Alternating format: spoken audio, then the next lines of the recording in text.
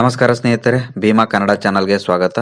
ಬೆಂಗಳೂರು ವಿದ್ಯುತ್ ಸರಬರಾಜು ಕಂಪನಿ ನಿಯಮಿತದವರು diploma, BE, BTech, BA, BSc, BCom, BBA, BCA, BBM ವಿದ್ಯಾರ್ಹತೆಯನ್ನು ಪಡೆದ ವಿದ್ಯಾರ್ಥಿಗಳಿಗೆ 1 ಇಯರ್ನ ಅಪ್ರೆಂಟಿಸ್ಶಿಪ್ ಟ್ರೈನಿಂಗ್ಗೆ ಅರ್ಜಿಯನ್ನ ಆಹ್ವಾನಿಸಿದ್ದಾರೆ. ಬನ್ನಿ ಸ್ನೇಹಿತರೆ, ಈ ವಿಡಿಯೋದಲ್ಲಿ ಅರ್ಜಿಯನ್ನ ಯಾವ ರೀತಿ ಸಲ್ಲಿಸೋದು ಮತ್ತು ವಿದ್ಯಾರ್ಹತೆ, ಎಷ್ಟು ಹುದ್ದೆಗಳು ಖಾಲಿ ಇದಾವೆ ಮತ್ತು ಆನ್ಲೈನ್ ಅರ್ಜಿಯನ್ನ ಸಲ್ಲಿಸುವ ಪ್ರಾರಂಭ ದಿನಾಂಕ, ಕೊನೆಯ ದಿನಾಂಕದ ಬಗ್ಗೆ ಸಂಪೂರ್ಣವಾಗಿ ಈ ವಿಡಿಯೋದಲ್ಲಿ ನೋಡೋಣ.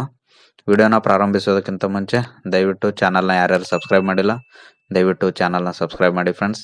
ಬೆಂಗಳೂರು ವಿದ್ಯುತ್ ಸರಬರಾಜು ಕಂಪನಿ ನಿಯಮಿತದವರು ಅಪ್ರೆಂಟಿಸ್ಶಿಪ್ ಆಕ್ಟ್ 1961 ನ ಅಡಿಯಲ್ಲಿ 2024 ಮತ್ತು 25ನೇ ಸಾಲಿನ 1 ಇಯರ್ನ ಅಪ್ರೆಂಟಿಸ್ಶಿಪ್ ಟ್ರೈನಿಂಗಿಗೆ ಅರ್ಜಿಯನ್ನ ಆಹ್ವಾನಿಸಿದ್ದು, ಬಿಇ ಅಥವಾ BTech in electrical and electronics engineering ವಿಭಾಗದ ಅಭ್ಯರ್ಥಿಗಳಿಗೆ 130 ಸೀಟ್ಗಳಿದ್ದು ಪ್ರತಿ ತಿಂಗಳು 9,008 ರೂಪಾಯಿ ಸ್ಟೈಪಂಡ್ನ ನೀಡಲಾಗುತ್ತೆ. ಅದೇ ರೀತಿ BA, BSc, BCom, BBA, BCA, BBM ಮತ್ತು ಎಲೆಕ್ಟ್ರಿಕಲ್ ಅಂಡ್ ಎಲೆಕ್ಟ್ರಾನಿಕ್ಸ್ ಇಂಜಿನಿಯರಿಂಗ್ ಅನ್ನ ಹೊರತುಪಡಿಸಿ ಬಿಇ ಅಥವಾ ಬಿಟೆಕ್ ಅನ್ನ ಮುಗಿಸಿರುವ ವಿದ್ಯಾರ್ಥಿಗಳಿಗೆ 305 ಸೀಟ್ಗಳಿದ್ದು ಅವರಿಗೂ ಸಹ ಪ್ರತಿ ತಿಂಗಳು 9,008 ರೂಪಾಯಿ ಸ್ಟೈಪಂಡ್ ಅನ್ನ ನೀಡಲಾಗುತ್ತೆ. ಮತ್ತು ಡಿಪ್ಲೊಮೊ, ಎಲ್ಲ ಬ್ರಾಂಚ್ನ ಡಿಪ್ಲೊಮೊ ವಿದ್ಯಾರ್ಥಿಗಳಿಗೆ ಒಟ್ಟು 75 ಸೀಟ್ಗಳಿದ್ದು ಅವರಿಗೆ ಪ್ರತಿ ತಿಂಗಳು 8,000 ರೂಪಾಯಿ ಸ್ಟೈಪಂಡ್ನ ನೀಡಲಾಗುತ್ತೆ. ಒಟ್ಟು 510 ಹುದ್ದೆಗಳಿಗೆ ಇಲ್ಲಿ ಅರ್ಜಿಯನ್ನ ಆಹ್ವಾನಿಸಿದ್ದಾರೆ. ಈ ಅಪ್ರೆಂಟಿಸ್ಶಿಪ್ಗೆ ಅರ್ಜಿಯನ್ನ ಸಲ್ಲಿಸೋದಕ್ಕೆ ರಾಜ್ಯ ಅಥವಾ ಕೇಂದ್ರ ಸರ್ಕಾರದಿಂದ ಸ್ಥಾಪಿತಗೊಂಡಿರುವ ವಿಶ್ವವಿದ್ಯಾಲಯಗಳಿಂದ ಮೇಲೆ ತಿಳಿಸಿರುವ ಪದವಿಗಳನ್ನ ಪಡೆದಿರಬೇಕು. ಡಿಪ್ಲೊಮಾ ವಿದ್ಯಾರ್ಥಿಗಳು ಸಹ ರಾಜ್ಯ ಅಥವಾ ಕೇಂದ್ರ ಸರ್ಕಾರದಿಂದ ಸ್ಥಾಪಿತಗೊಂಡಿರುವ ಪಾಲಿಟೆಕ್ನಿಕ್ ಕಾಲೇಜಿನಿಂದ 3 ವರ್ಷಗಳ ಡಿಪ್ಲೊಮಾ ಕೋರ್ಸ್ ಅನ್ನ ಕಂಪ್ಲೀಟ್ ಮಾಡಿರಬೇಕು. ಈ ಎಲ್ಲಾ ವಿದ್ಯಾರ್ಥಿಯನ್ನ ನೀವು ಅರ್ಜಿಯ ಪ್ರಾರಂಭ ದಿನಾಂಕಕ್ಕಿಂತ ಮುಂಚೆನೆ ಕಂಪ್ಲೀಟ್ ಮಾಡಿರಬೇಕು. ಜೊತೆಗೆ 2020 ಜನವರಿಯಿಂದ ಯಾರ್ಯಾರು ಈ ಒಂದು ಕೋರ್ಸ್ಗಳನ್ನ ಕಂಪ್ಲೀಟ್ ಮಾಡಿದಾರ ಅವರು ಇಲ್ಲಿ ಅರ್ಜಿಯನ್ನ ಸಲ್ಲಿಸಬಹುದು. 2020 ಜನವರಿಕ್ಕಿಂತ ಮುಂಚೆ ಕಂಪ್ಲೀಟ್ ಮಾಡಿರುವ ವಿದ್ಯಾರ್ಥಿಗಳು ಇಲ್ಲಿ ಅರ್ಜಿಯನ್ನ ಸಲ್ಲಿಸೋದಕ್ಕೆ ಎಲಿಜಿಬಲ್ ಇರೋದಿಲ್ಲ. 2020 ಜನವರಿ ನಂತರ ಕಂಪ್ಲೀಟ್ ಮಾಡಿರೋ ವಿದ್ಯಾರ್ಥಿಗಳು ಮಾತ್ರ ಇಲ್ಲಿ ಅರ್ಜಿಯನ್ನ ಸಲ್ಲಿಸಬಹುದು. ನೀವು ಇಲ್ಲಿ ಅರ್ಜಿಯನ್ನ ಸಲ್ಲಿಸೋದಕ್ಕೆ ವಿದ್ಯಾರ್ಥಿಗಳ ವಯಸ್ಸು ಕಂಪಲ್ಸರಿ 18 ಇಯರ್ಸ್ ಕಂಪ್ಲೀಟ್ ಆಗಿರಬೇಕು. ಮತ್ತು ಈಗಾಗಲೇ ಯಾರಾದರೂ ಅಪ್ರೆಂಟಿಸ್ಶಿಪ್ ಟ್ರೈನಿಂಗ್ಗೆ ಆಯ್ಕೆಯಾಗಿ ಅಥವಾ 1 ಇಯರ್ನ ಅಪ್ರೆಂಟಿಸ್ಶಿಪ್ ಟ್ರೈನಿಂಗ್ ಅನ್ನ ಕಂಪ್ಲೀಟ್ ಮಾಡಿರುವ ವಿದ್ಯಾರ್ಥಿಗಳು ಇಲ್ಲಿ ಅರ್ಜಿಯನ್ನ ಸಲ್ಲಿಸೋದಕ್ಕೆ ಅವಕಾಶವಿರೋದಿಲ್ಲ. ಈ ಅಪ್ರೆಂಟಿಸ್ಶಿಪ್ಗೆ ಅಭ್ಯರ್ಥಿಗಳನ್ನ ಭಾರತ ಸರ್ಕಾರದ ಮೀಸಲಾತಿ ಕಾಯ್ದೆಯ ನಿಯಮಾನುಸಾರ ಆಯ್ಕೆ ಮಾಡಿಕೊಳ್ಳಲಿದ್ದು, ಈ ಕೋರ್ಸ್ನ ಡ್ಯೂರೇಷನ್ 1 ಇಯರ್ ಇರಲಿದೆ. ಇಲ್ಲಿ ಆನ್ಲೈನ್ ನಲ್ಲಿ ಅರ್ಜಿ ಸಲ್ಲಿಸಿರುವ ಅಭ್ಯರ್ಥಿಗಳ ಮೆರಿಟ್ನ ಆಧಾರದ ಮೇಲೆ ಶಾರ್ಟ್ ಲಿಸ್ಟ್ ಅನ್ನ ಮಾಡಿ ಡಾಕ್ಯುಮೆಂಟ್ ವೆರಿಫಿಕೇಶನ್ಗೆ ಕರೆಯಲಾಗುತ್ತೆ.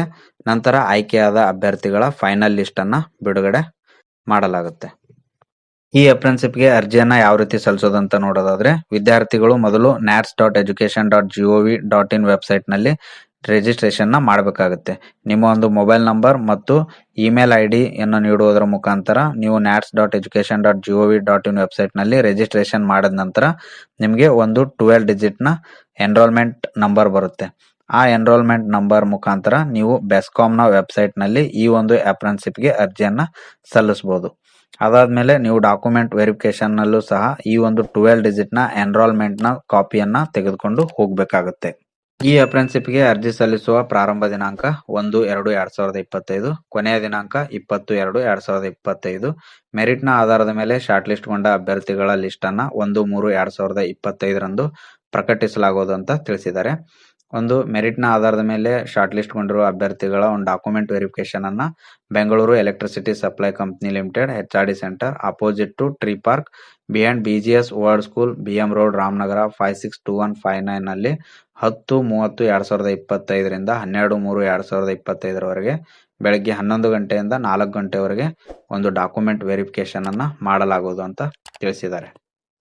ಡಾಕ್ಯುಮೆಂಟ್ ವೆರಿಫಿಕೇಶನ್ಗೆ ಆಯ್ಕೆಗೊಂಡಿರುವ ಅಭ್ಯರ್ಥಿಗಳ ಪಟ್ಟಿಯನ್ನ nats.education.gov.in ವೆಬ್ಸೈಟ್ ನಲ್ಲಿ ಮತ್ತು bescom.karnataka.gov.in ವೆಬ್ಸೈಟ್ ನಲ್ಲಿ ಒಂದು ಡಾಕ್ಯುಮೆಂಟ್ ವೆರಿಫಿಕೇಶನ್ಗೆ ಆಯ್ಕೆಗೊಂಡಿರುವ ಅಭ್ಯರ್ಥಿಗಳ ಪಟ್ಟಿಯನ್ನ ಪ್ರಕಟಿಸಲಾಗುವುದು ಅಂತ ತಿಳಿಸಿದ್ದಾರೆ. ಅದ್ರ ಜೊತೆಗೆ ಇಲ್ಲಿ ಕೆಲವೊಂದು ಇನ್ಸ್ಟ್ರಕ್ಷನ್ ನೀಡಿದ್ದು, ಈ ಒಂದು ಅಪ್ರೆಂಟಿಸ್ಶಿಪ್ಗೆ ಅರ್ಜಿಯನ್ನ ಸಲ್ಲಿಸುವ ವಿದ್ಯಾರ್ಥಿಗಳು ಕಂಪಲ್ಸರಿ ಕರ್ನಾಟಕದವರಾಗಿರ್ಬೇಕು. ಜೊತೆಗೆ ಕನ್ನಡವನ್ನ ಓದಲು ಮತ್ತು ಬರೆಯಲು ಬರಬೇಕು ಅಂತ ತಿಳಿಸಿದ್ದಾರೆ. ಡಾಕ್ಯುಮೆಂಟ್ ವೆರಿಫಿಕೇಶನ್ ಸಮಯದಲ್ಲಿ ಯಾವುದೇ ರೀತಿಯಾದಂತ ಟ್ರಾವೆಲಿಂಗ್ ಎಕ್ಸ್ಪೆನ್ಸಸ್, TADA ಅಥವಾ ಬೋರ್ಡಿಂಗ್ ಲಾಡ್ಜಿಂಗ್ ಎಕ್ಸ್ಪೆನ್ಸಸ್ ಗಳನ್ನ ನೀಡಲಾಗುವುದಿಲ್ಲ ಅಂತ ತಿಳಿಸಿದ್ದಾರೆ. ಮತ್ತು ಅರ್ಜಿಯನ್ನ ಸಲ್ಲಿಸಬೇಕಾದ್ರೆ ಇನ್ಕಂಪ್ಲೀಟ್ ಅಥವಾ ತಪ್ಪಾಗಿ ಏನಾದರೂ ಅರ್ಜಿಯನ್ನ ಸಲ್ಲಿಸಿದ್ರೆ ಅಂತ ಒಂದು ಅರ್ಜಿಗಳನ್ನ ತಿರಸ್ಕರಿಸಲಾಗುವುದು ಅಂತ ತಿಳಿಸಿದ್ದಾರೆ. ಜೊತೆಗೆ ನೀವು ಇಲ್ಲಿ ಒಂದು ವ್ಯಾಲಿಡ್ ಆಗಿರೋ ಮೊಬೈಲ್ ನಂಬರ್ ಮತ್ತು ಇಮೇಲ್ ಐ ಡಿಯನ್ನು ನೀಡಬೇಕು. ನಿಮಗೆ ಹೆಚ್ಚಿನ ಒಂದು ಮಾಹಿತಿಗಾಗಿ ಮತ್ತು ಮುಂದಿನ ಯಾವುದೇ ಒಂದು ನಿರ್ದೇಶನಗಳಿಗೆ ನಿಮಗೆ ಇಮೇಲ್ ಐ ಡಿ ಮತ್ತು ಮೊಬೈಲ್ ಮುಖಾಂತರನೇ ಕಾಂಟ್ಯಾಕ್ಟ್ ಮಾಡಲಾಗುವುದು ಅಂತ ತಿಳಿಸಿದ್ದಾರೆ. ಆಮೇಲೆ ಡಾಕ್ಯುಮೆಂಟ್ ವೆರಿಫಿಕೇಶನ್ ಅಲ್ಲಿ ಕಂಪಲ್ಸರಿಯಾಗಿ ನಿಮ್ಮ ಎಲ್ಲ ವಿದ್ಯಾರ್ಥಿಗಳ ಒಂದು ಒರಿಜಿನಲ್ ಡಾಕ್ಯುಮೆಂಟ್ಗಳನ್ನ ಸಬ್ಮಿಟ್ ಮಾಡಬೇಕಂತ ತಿಳಿಸಿದ್ದಾರೆ. ಅದಾದ್ಮೇಲೆ ನಿಮ್ಮ ಹೆಚ್ಚಿನ ಒಂದು ಮಾಹಿತಿಗಾಗಿ ನಿಮಗೆ ಒಂದು ಕಾಂಟ್ಯಾಕ್ಟ್ನ ಮಾಡೋದಕ್ಕೆ ಫೋನ್ ನಂಬರ್ ಅನ್ನ ನೀಡಿದ್ದಾರೆ. 04422542235 ಅಥವಾ 08022356756 ಒಂದು ನಂಬರ್ಗೆ ದೂರವಾಣಿ ಕರೆ ಮಾಡುವ ಮುಖಾಂತರ ನಿಮಗೆ ಹೆಚ್ಚಿನ ಮಾಹಿತಿಯ ಅವಶ್ಯಕತೆ ಇದ್ದಲ್ಲಿ ನೀವು ಈ ನಂಬರ್ಗೆ ಸಂಪರ್ಕ ಮಾಡಬಹುದು. ಈ ವಿಡಿಯೋದಲ್ಲಿ ನೀಡಿರುವ ಮಾಹಿತಿ ನಿಮಗೆಲ್ಲ ಇಷ್ಟ ಆಗಿದೆ ಅಂತ ತಿಳ್ಕೊಂತೀನಿ. ವಿಡಿಯೋ ಇಷ್ಟ ಆಗಿದ್ರೆ ಲೈಕ್ ಮತ್ತು ಶೇರ್ ಮಾಡಿ. ಚಾನಲ್ಗೆ ಇನ್ನೂ ಯಾರ್ಯಾರು ಸಬ್ಸ್ಕ್ರೈಬ್ ಮಾಡಿಲ್ಲ ದಯವಿಟ್ಟು ಚಾನಲ್ನ ಸಬ್ಸ್ಕ್ರೈಬ್ ಮಾಡಿ.